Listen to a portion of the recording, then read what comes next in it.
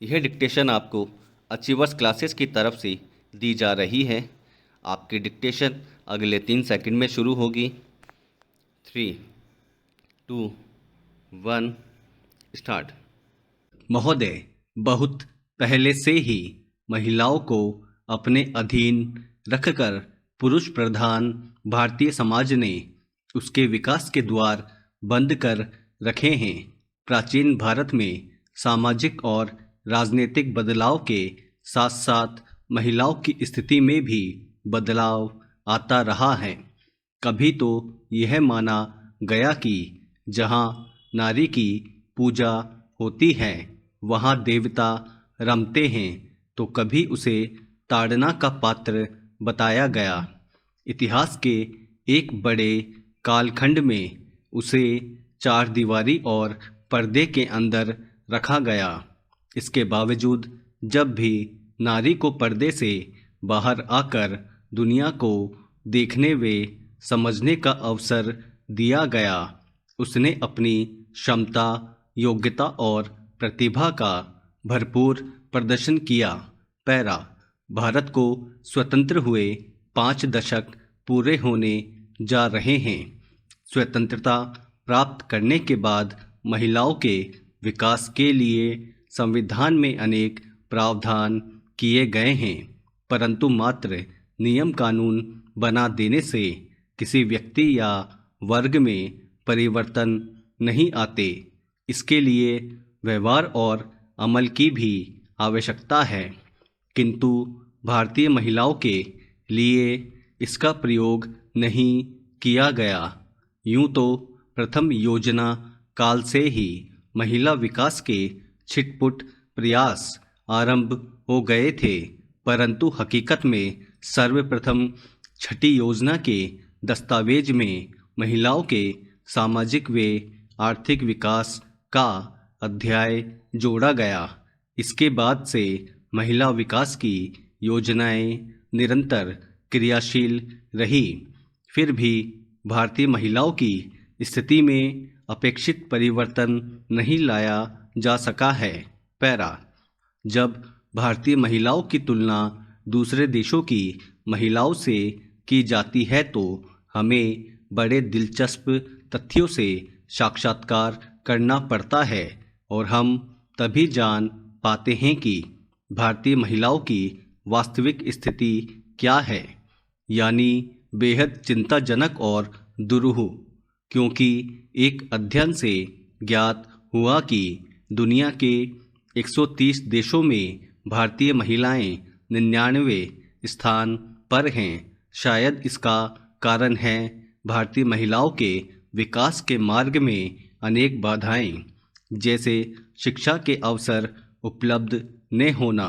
इससे उसका स्वाभिमान, उसकी चिंतन शक्ति और उसकी जिजीविषा का विकास अवरुद्ध हो गया।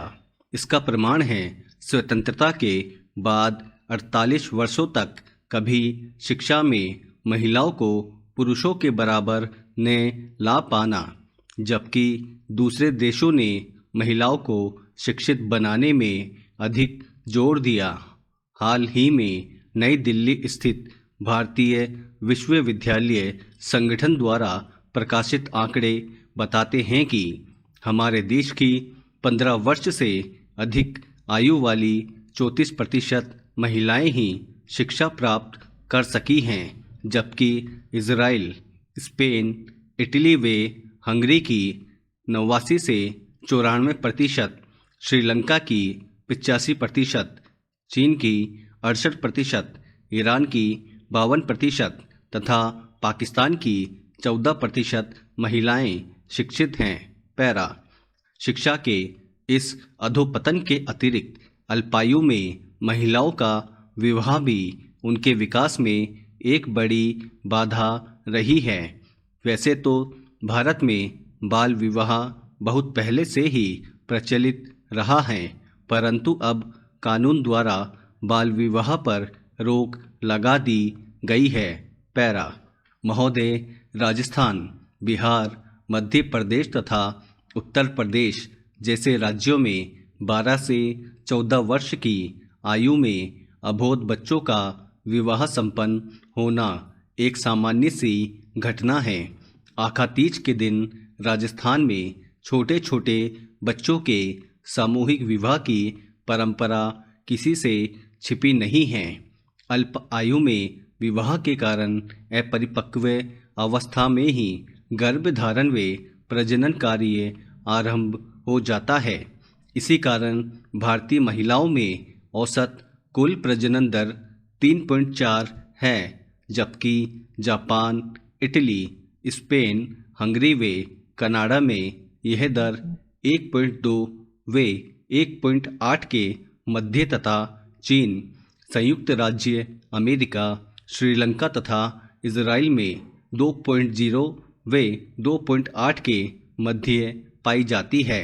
महिलाओं में प्रजनन दर कम करने के लिए परिवार कल्याण कार्यक्रम के जरिए अनेक सरकारी प्रयास किए गए हैं, परंतु परंपरावादी विचारधारा, साक्षरता और सरकारी मशीनरी की सक्रियता में कमी जैसी समस्याओं के कारण भारतीय समाज में, विशेष तौर पर ग्रामीण क्षेत्रों में, गर्भ निरोधक आधुनिक उपायों, कंडोम, गोली, नसबंदी आदि का प्रचलन कम हो पाया है। जब गर्भ निरोधक उपायों का प्रचलन ही कम हो तो भला जनसंख्या वृद्धि के ग्राफ में गिरावट की आशा कैसे की जा सकती है। 1990-2000 के उपलब्ध आंकड़ों के अनुसार 36% भारतीय महिलाओं में गर्भ निरोधक आधुनिक उपाय प्रचलित है, जबकि पाकिस्तान को छोड़कर अमेरिका, कनाडा, हंगरी, जापान, चीन, श्रीलंका तथा ईरान की महिलाओं में अधिक है। एक अनुमान के अनुसार विवाहित भारतीय महिलाओं के प्रजनन काल का 80% समय बच्चों को जन्म देने व उनको स्तनपान कराने में ही व्यतीत हो जाता है। यह गर्भ निरोधक आधुनिक उपायों के कम प्रचलित होने का ही दुष्परिणाम है। पैरा अल्प आयु में विवाह तथा गर्भधारण महिलाओं के स्वास्थ्य पर बहुत बुरा प्रभाव डालते हैं तथा प्रसव के समय प्रशिक्षित स्वास्थ्य कर्मियों की सेवाएं उपलब्ध न हो पाने के कारण उनकी जान भी जोखिम में रहती है। 2000-2001 के आंकड़ों के अनुसार प्रसव के समय भारत की 33% महिलाओं को ही प्रशिक्षित स्वास्थ्य कर्मियों की सेवाएं मिल पाती हैं, जबकि America, Canada, Hungary, Spain, Israel, Japan, चीन तथा श्रीलंका की 94 से 100% महिलाओं को प्रसव के समय प्रशिक्षित स्वास्थ्य कर्मियों की सेवाएं मिलती हैं। इस क्षेत्र में पाकिस्तान की महिलाएं भी भारतीय महिलाओं की तुलना में बेहतर हैं। ग्रामीण भारत में अप्रशिक्षित दाइयों द्वारा परंपरागत विधि द्वारा प्रसव कराए जाते हैं। इस प्रक्रिया में अनेक बार जच्चा को मृत्यु का शिकार भी होना पड़ता है। 1990-2000 के आंकड़ों के अनुसार प्रति लाख प्रसव के समय 460 भारतीय महिलाएं मृत्यु का शिकार हो जाती हैं, जबकि पाकिस्तान को छोड़कर अन्य देशों में यह संख्या काफ़ी कम है।